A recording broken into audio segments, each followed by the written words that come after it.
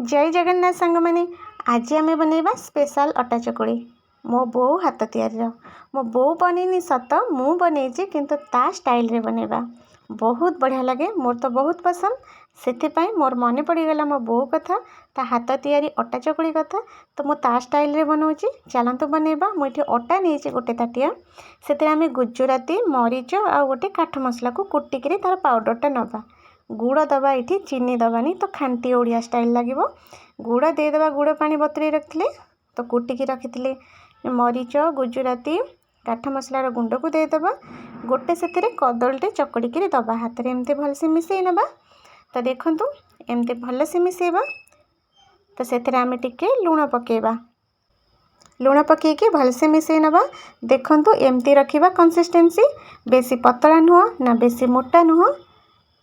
बेसी मोटा रहिले सेटा सीझिया को माने भल लगे तो बेसी पतला रहिले ताले अटा चकुलीटा उठिबनी से मीडियम रखिबे गोटे तावा रखिबे सोरिष तेल रे बनैबा ताहले लागिबो मजा सोरिष तेल नबा सब माने सबुआड़े टिके एमती तावा लगे दबा भल से सोरिष तेलटा गरम हो गले से आम गोटे चम्मच अटा चकुड़ी एमती देदेबा गोल करी नबा अति सहज छोट छोट ट्रिक टिके मिसई देले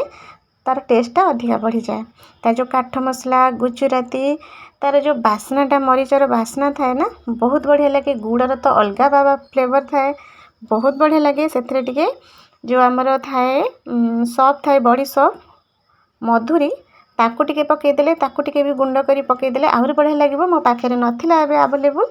तो ताकू पकईदेले आहरी बढ़िया लगे तो एमती सहज भाव में बनईदबा धीरे धीरे प्रथम थर अटा चकुलीटा प्रत्येक तावारे प्रथम चकुड़ी पिठा हो अटा चकुड़ी हो तो धीरे धीरे आराम से काढ़िले काढ़ी हो तो एमती काढ़ी नबा सोरिष तेल टिके ऊपर पकईदबा सोरिष तेलर फ्लेवरटा बहुत बढ़िया लगे आ शरीर ପାଇଁ भी खराब नुह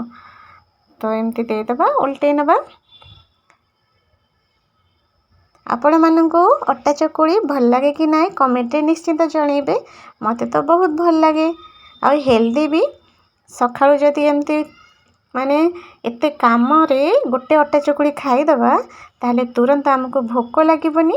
आम माने